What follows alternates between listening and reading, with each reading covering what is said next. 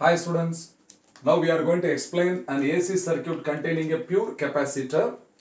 So in this circuit C is the capacitance of the capacitor. It is a parallel plate capacitor and an alternating voltage source is applied to the circuit. So this V is equal to Vm into sine of omega t. So when a variable voltage is applied means we have studied that a variable current will flow through the circuit. Okay. So the instantaneous current is different at a different instance of time. As a result, what will happen? The charges, the quantity of charges present in the capacitor also will be variable.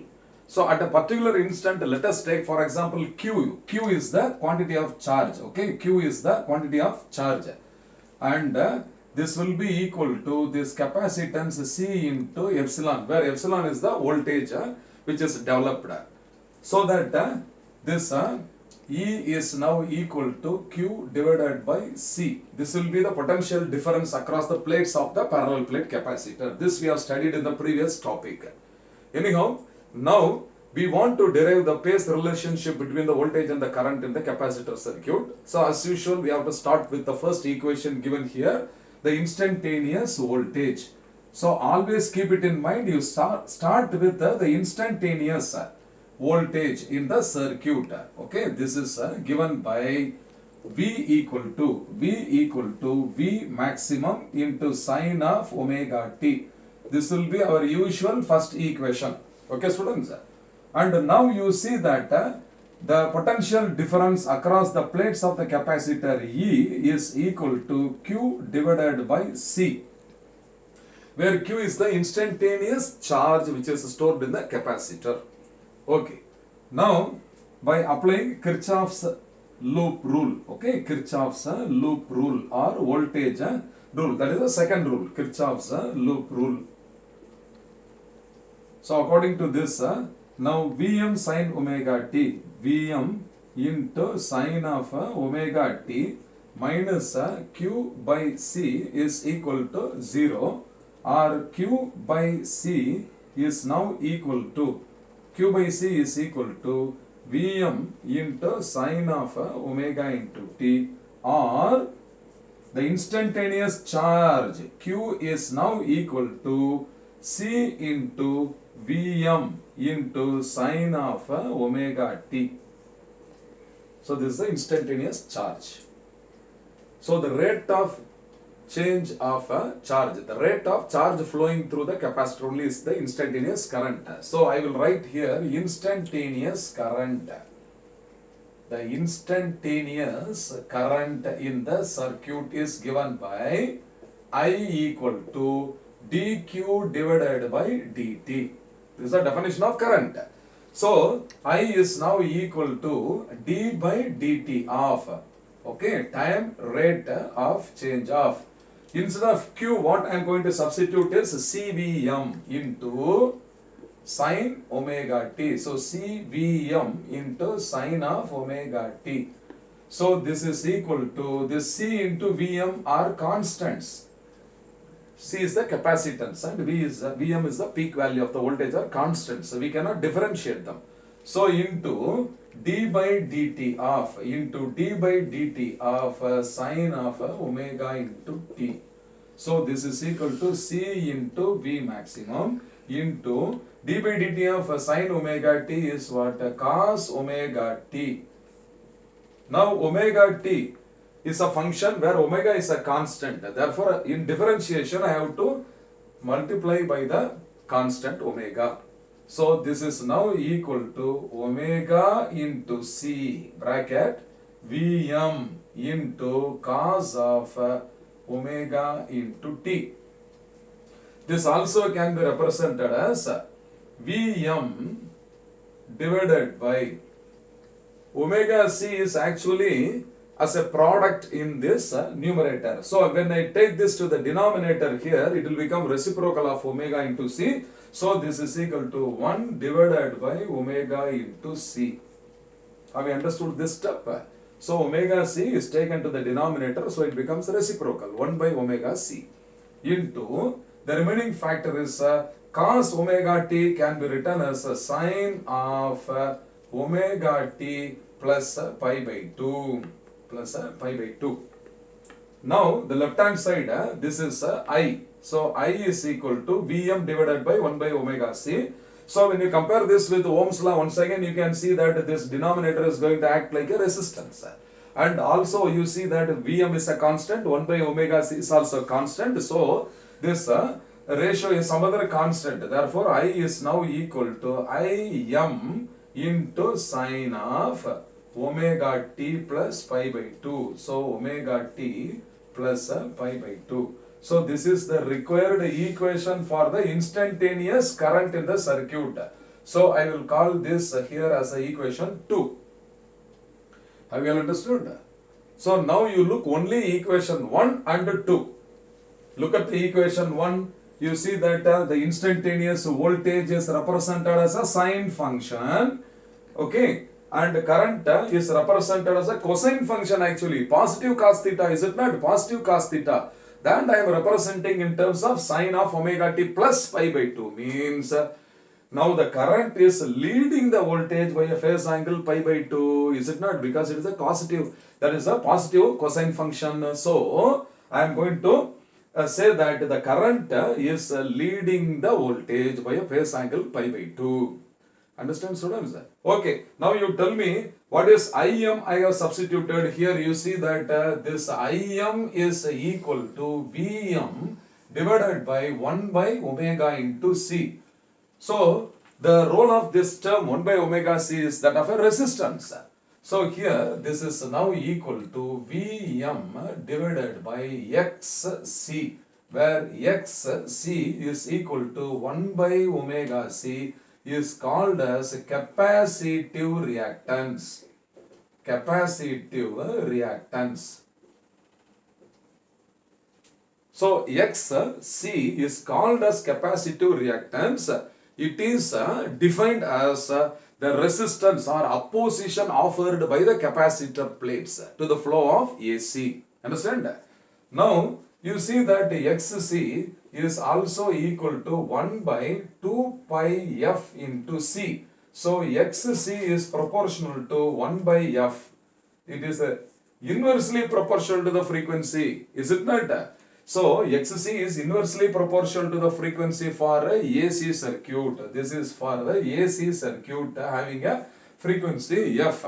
Now for DC circuit, you see, for DC circuit, what is frequency is equal to 0, is it not? So in DC circuit, if f is equal to 0 means what will be Xc then equal to, for DC circuit f is equal to 0, therefore Xc is equal to what? Infinity. Infinite resistance it will give for the flow of DC means will the capacitor allow the DC to flow through the plates? No.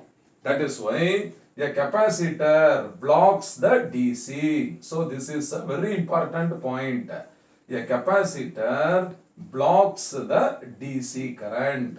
It will allow the AC. Understand? And also it is inversely proportional to the frequency. For low frequency, opposition is larger. This is for AC. Similarly, for DC, the frequency is 0 and hence that is the resistance or the capacitive reactance. This is Xc. This must be Xc. Okay, Xc is equal to infinity. Okay, students. That is why a capacitor blocks the DC. Okay, students. Now I am going to draw the voltage and current phasor diagram and the waveform. Be ready for that. So now we have derived already the equation 2, that is the instantaneous current is given by I is equal to Im into sine of omega t plus pi by 2. Already we have written the instantaneous voltage equation number 1 as V equal to Vm into sine omega t. So first I have told you that you draw the voltage graph first. So as usual the voltage graph will be like this, a sine wave. Okay, this is a sine wave like this. Okay students, this is the voltage graph. And next is the current.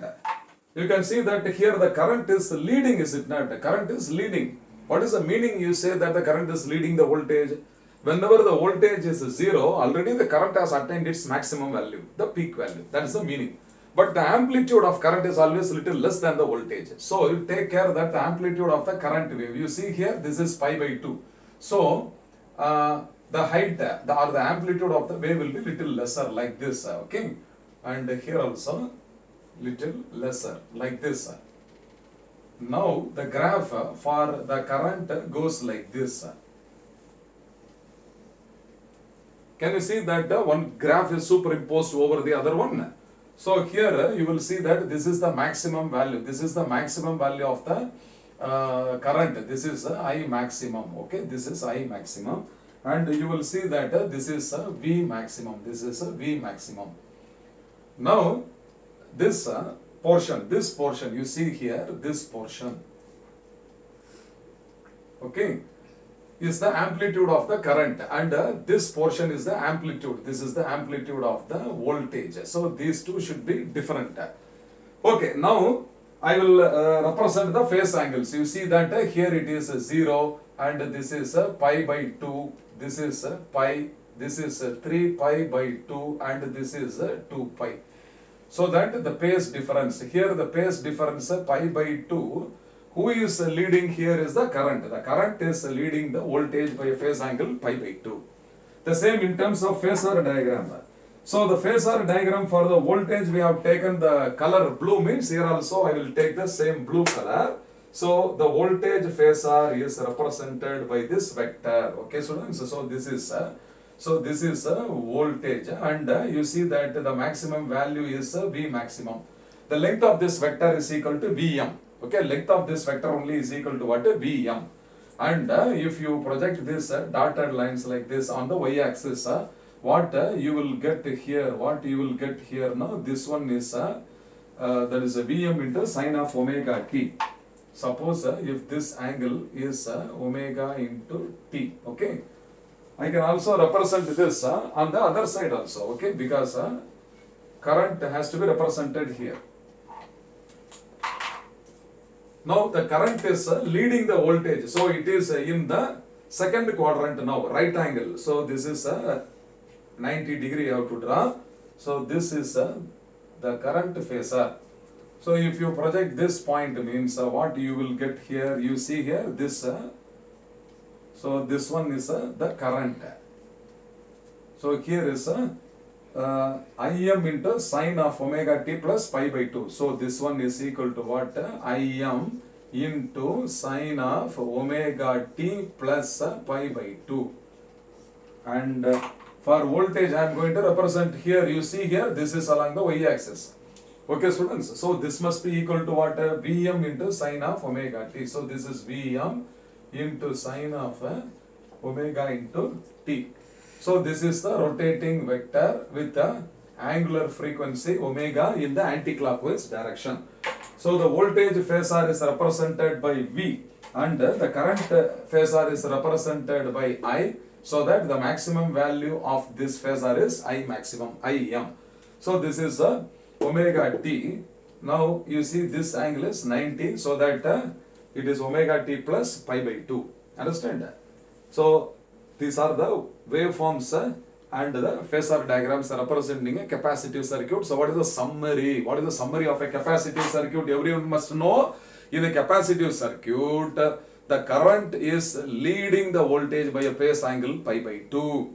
And also the capacitive reactance is defined as the opposition offered by the capacitor to the flow of AC.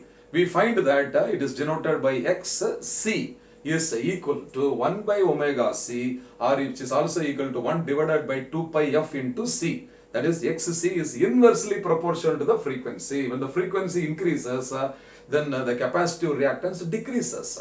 Or when the frequency decreases, the capacitive reactance XC increases, the vice versa.